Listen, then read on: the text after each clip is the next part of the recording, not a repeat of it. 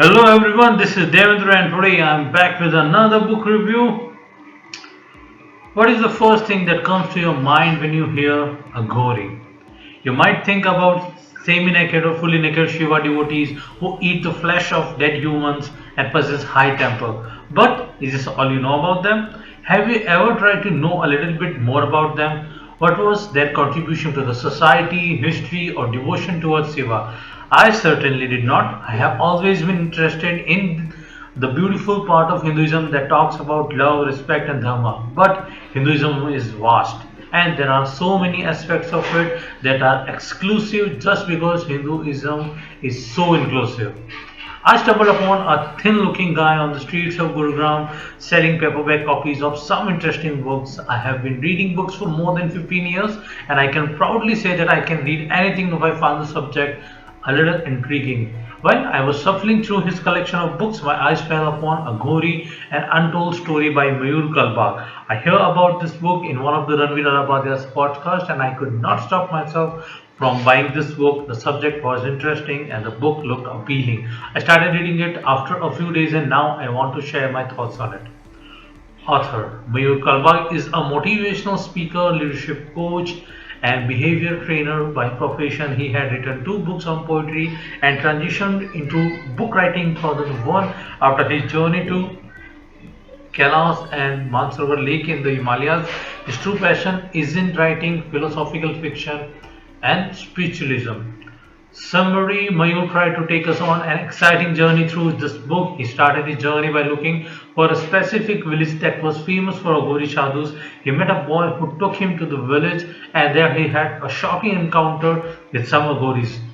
The Aghoris already knew about Mayur's guru and welcomed him to their abode. Gradually, he learns about the ways of Aghoris, how do they live and practice meditation, who do they worship, and why. Initially, Mayur was hesitant in participating with the Aghoris he met and felt uncomfortable with a lot of things he had to undergo. But gradually he accepted their ways and learned about them a great deal. Mayur took a journey with those Aghoris to another place and learned more about their other Aghoris, their secrets and their lives. He made several shocking revelations that might sound unrealistic to us. Mayur left us with a big decision to make, to consider the story as real or fantasy. Positive, first of all, I would like to appreciate Mayur for this brave attempt to touch a topic like Aghori sadhus. We are still living in a world where talking about Hindu saints and the practice of Sanatan Dharma can attract a lot of negative comments and trolls. Mayur not only tried to clear a lot of air about them, but he also attempted to build a way of respect for them. He helped us look past the exterior of Aghori Baba and narrated the true story of their devotion towards Shiva and difficult path rarely people chose to take. Mayur tried to keep the journey interesting by showing the human side of stories, and he showed them having fun with people, pulling the legs of their friends, eating good food, and traveling throughout the world and beyond. The characters in his story were strong people who had achieved a lot in their lives through meditation and devotion to Shiva. He described the lifestyle of Aghoris in details and did not shy away from stating the hard facts too. I like my own writing style. He mostly avoided using big words and kept the story easy to understand for everyone. He progressed the story gradually and did not make a big revelation without setting the stage first. He gradually introduced us to the world of Aghoris and let us stay there till the very last. The world building was pretty good and we were given details in a good flow instead of bombarding the readers with heavy details that sometimes become hard to keep up. Mayur also used Hindi dialogues whenever any conversation took place in the story. Mayur spent a lot of time describing the Aghori practices. He tried to give a logical explanation for everything. He introduced us to several types of meditation practices followed by Aghori sadhus. He informed us of a few insects that are being used by Aghoris to help them meditate for days or months. He talked about some magical potions that help him fight cold, illness, or underwater breathing. Negatives, though I like the story, I could not help but observe some shortcomings. The book is pretty short, and Mayur could not take his time to establish the world or the characters properly.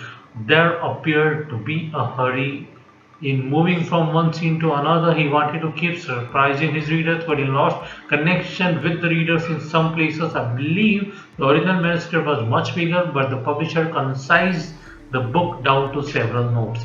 At the beginning of the book, we were asked us to decide if we found the story true or false. While initially the book appeared to be believable, as the story progressed, the kind of things introduced made it a bit unbelievable. The kind of power he described that the Aghoris had can be true, but it built suspicion within us. He talked about some surprising stuff that is too impossible to be true. He touched upon some concept mentioned in the ancient Hindu scriptures, but we do not know if they are true or not. After a point, I felt the story left the ground and kept floating in the air with crazy ideas. They were interesting but unbelievable. Conclusion: I did like the book and the oral story. I wanted to believe it, but after a point I could not. However, it is a good read, and I want to thank Mayur for clearing some air about Aghoris. He is doing a good job, and this book is proof of that. You can give it a chance and enjoy this quick read. I'm looking forward to reading more of his work, and we will talk about that as well. So, that is all for today, guys. Thank you so much for listening. Wherever you're listening to it, please like this video, subscribe to this channel, share this video with your friends, give it a read this book, and keep on listening. Devendra Raj Purohit. Thank you again for listening.